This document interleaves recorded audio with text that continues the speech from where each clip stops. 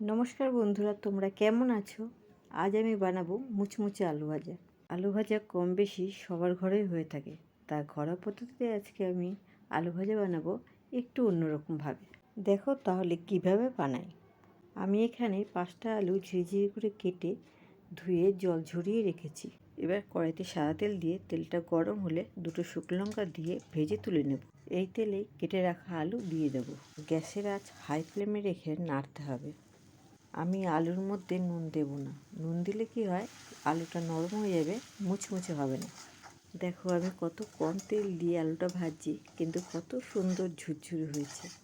এবার এর মধ্যে চিলি ফ্লেক্স দিয়ে নেড়ে চেড়ে চাট মশলা, স্বাদ মতো নুন আর ভাজা শুকনো লঙ্কা দিয়ে নেড়ে চেড়ে নামিয়ে নেব। রেসিপিটা যদি তোমাদের ভালো লেগে থাকে তাহলে লাইক, কমেন্ট, শেয়ার, সাবস্ক্রাইব করে দিও।